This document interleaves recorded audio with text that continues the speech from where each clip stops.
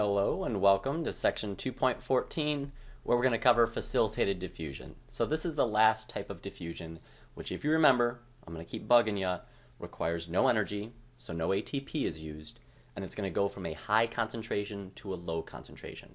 They'll also call that going down the concentration gradient from high to low, just like you're going down a hill, and you might occasionally see them refer to the fact that it's just spreading out. So it's trying to reach equilibrium where there's essentially all the same concentration. So if you've got particles that are closer together in one point and spread out further in another, they want to ultimately get equally spread out, so you get something, more like this is equilibrium. So this would be start, and this would be finish.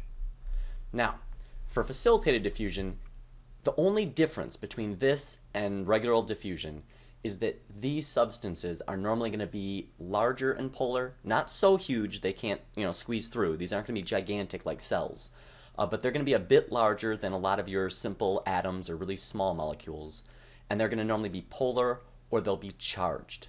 Even small things that are charged, ions like H plus or Ca2 plus, these guys aren't really big, but because they're so charged, if you remember, the middle part of our membrane was very nonpolar and hydrophobic. It does not like polar, and it really hates charged ions because it's not compatible with them. Nonpolar things like other nonpolar things. Polar and charged things like other polar and charged things. They, for stability purposes, they get along, if you will. And so in this case, we're going to see that these substances that are larger and polar and that are charged cannot get through the phospholipid bilayer because of this nonpolar region that repels them. And so for them to get in, they have to have their own separate way to get in. So my analogy is usually think of a fence. Some stuff can get through a fence, especially like a chain link one that's got gaps. But if you're a little bit too big, or in this case, imagine if you're like repelled because it's somehow a magnetic fence, you'd need to have a separate way in, and what we would normally do is just put a gap in the fence.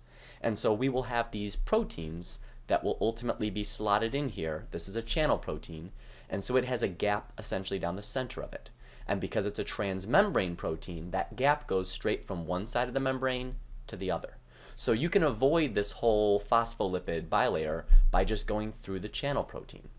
Now, channel proteins tend to be fairly specific, so they're going to work for one type of ion or one type of molecule. They're not going to just be universal for everything. So it still allows us to be semi-permeable and be choosy, because it depends on which channels you have. You can have many, many different types of channel proteins to let in different substances. Now, some of these channel proteins, to give us even more control, will have an actual gate that they can have over top that can block it to make sure, because sometimes we don't want stuff to diffuse in. Sometimes our cells want to have a gradient. They want this kind of initial situation where it's imbalanced on either side of the membrane. And so in those cases, we can close these gates, and when we want that concentration gradient to equalize, when we want to allow diffusion to occur, we can just open up the gates. So you might see them talk about not just gated channels, or not just channel proteins, I should say, or ion channels, they're sometimes called, if it's specifically for ions. They'll sometimes add gated to the front of it. So they'll say a gated channel protein or a gated ion channel. And that's really all they're saying, is we have even more control than just which proteins we have. We can actually turn these guys on and off. The other type of protein that we'll see will be a carrier protein. Now these ones will also be specific. They'll also be able to be used for facilitated diffusion, but the way they normally work is when a substrate, a specific ion or molecule, binds, it normally triggers that protein, which we've talked about before has a complex shape because of all these different bonds and interactions. It can ultimately cause it to shift its shape a little bit. And so you can think of it like in this example here, you can see where initially this thing can bind to the inside, if you will, and then that triggers it to just kind of rotate, just to kind of rock. And so I think of this like a plastic baggie, where you can kind of flip the plastic baggie inside out. And so if there's something gross, you can pick it up by grabbing it through the bag, so you're not touching it with your skin, and then flip the bag inside out.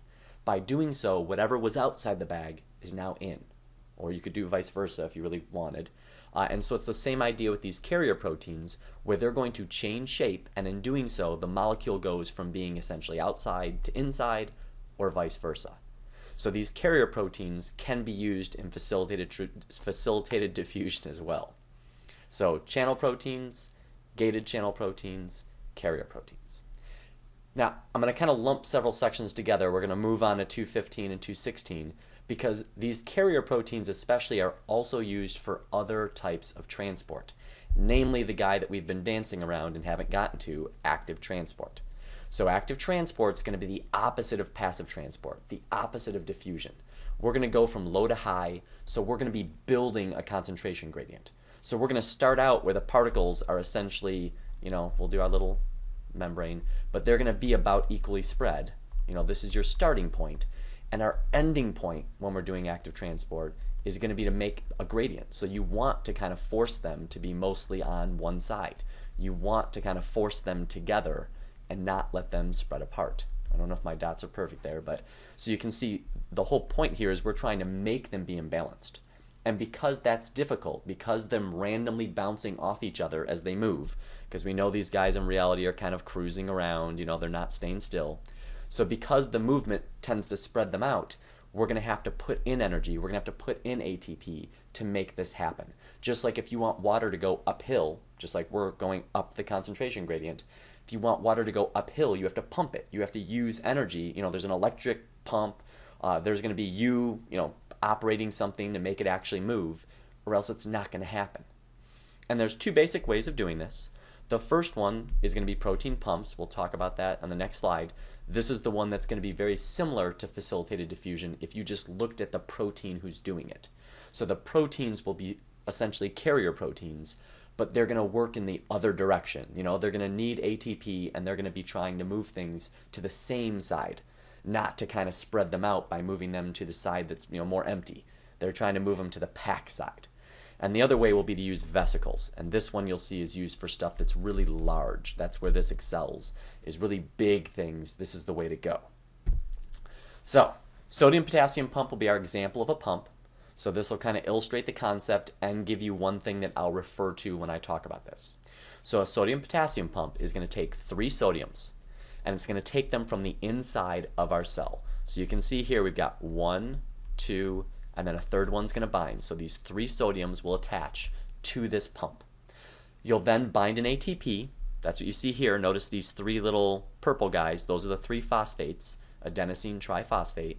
So by attaching a phosphate, it changes the shape of that carrier protein. And so now these 3 sodiums, 3 Na pluses, are released to the outside. So we've just ditched 3 Na pluses. I always remember this where they tell you stop eating so much salt. Salt is sodium chloride. So ultimately we want to reduce our amount of sodium. We don't want too much. So think the sodium's getting pushed out. Whereas the other guy, potassium, they talk about all the time that my muscles cramped because I don't have enough sodium. And so they'll say go eat an orange or go eat a banana. And so we want potassium. And so what's going to happen here is we're going to bind 2 potassiums to the same guy.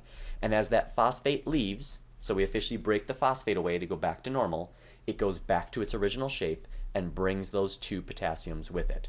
So these 2 K pluses will be brought inside. So the process itself is pretty straightforward.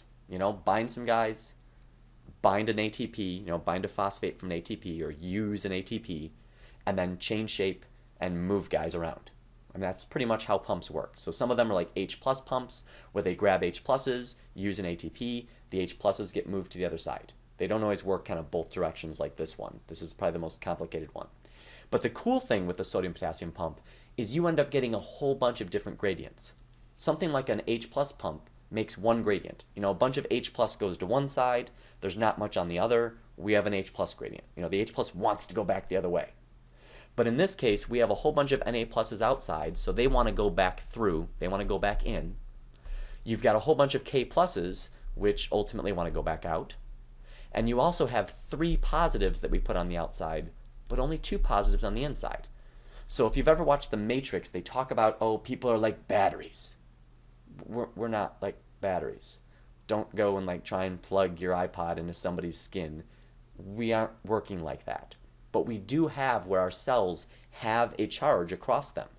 So it's technically about 70 millivolts, negative 70 millivolts. So it's not huge, but we do have this difference in charge across our cell membrane. And it's because of this idea that we have 3 positives outside and only 2 in every time we do this. So the outside becomes more positive and the inside of our cell becomes more negative. Now this isn't like earth-shattering, but if you decide to be that kid that goes around and, takes a fork and shoves it in the light socket, or if you want to be that guy that's like, I can fix the electrical without turning it off. If you're that person, you will see this is why your nerves and your muscles go a little crazy when you get shocked. Because when you get shocked, that electricity triggers this electrical difference in our bodies that's used to power our nerves and our muscles. So it triggers them to open up these gated channels, which allows for our charge to move. And that movement of charge is how our muscles and our nerves work. So that's why you get all twitchy. That's why ultimately you have all the side effects of electrocuting yourself. It's because these sodium-potassium pumps powering specifically things like our nerve cells and our muscle cells. It's not like our kidneys suddenly is like, oh my gosh, I got electrocuted. It's normally like, I can't let go of my arm. I can't let go of something. That's one of the reasons electricity can be so dangerous, is you can actually get shocked and then clamp down on something because your muscle's locked, and so now you can't let go of it. And if you can't let go of it, enough electrical charge can go through you that it could ultimately be fatal. So don't do that. But that's the sodium-potassium pump. Now, the last bits are going to be really different. I mean, this is our last thing here, but these ones work completely separate from everything we've talked about.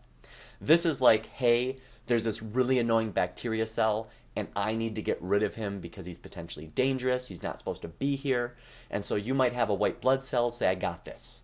And so that white blood cell will go up, and it'll take its cell membrane, or plasma membrane, and wrap around it. You can see that's what's going on right here. It's wrapping its membrane around this, and eventually these membranes are going to touch and pinch off a vesicle or a vacuole depending on the size. This would probably be called a food vacuole because it'd be bigger, assuming this is a pretty good sized chunk.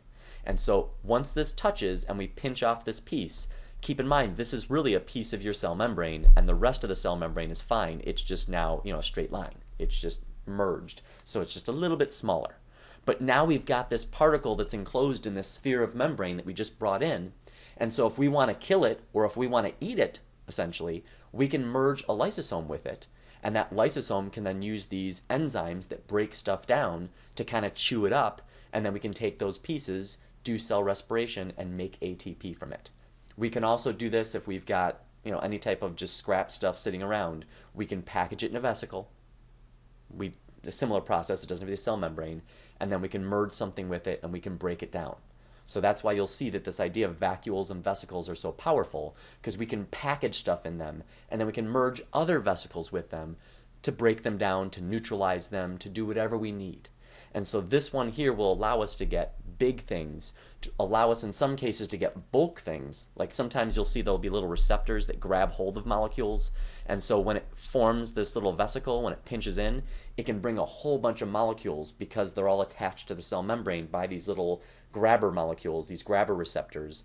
And so there's lots of different things we can do with this process of endocytosis to make sure we can grab what we want, but we can do it in bulk.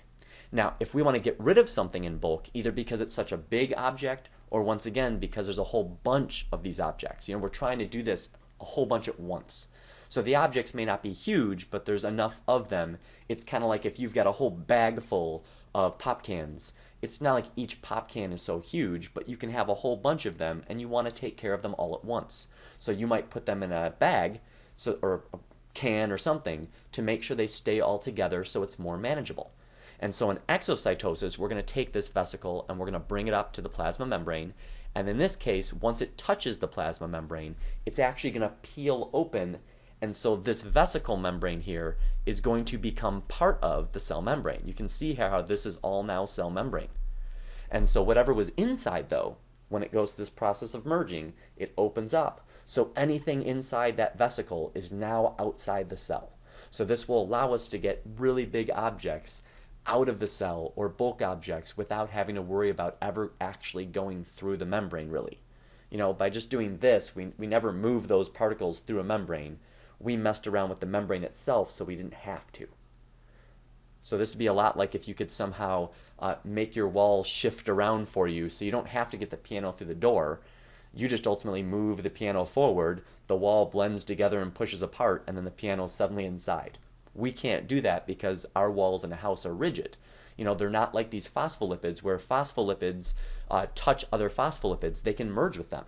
That's one of the cool things about being nonpolar in the middle is they like other nonpolar things, so they can just be like, all right, cool, you can be part of the group. And so they can just say, hey, if you're, ultimately touching like this initially, we're just going to kind of go through and peel it apart like this. And so now we've got this middle part that's opened up. And so that's one of the reasons it's important that our cell membranes stay flexible. It's important that they're made of this phospholipid bilayer because it allows us to have these options that we wouldn't have if it was made of something rigid like just protein. That's it for cell transport. So I hope you guys study this, enjoy this, and if you have any questions, make sure you ask me. Take it easy.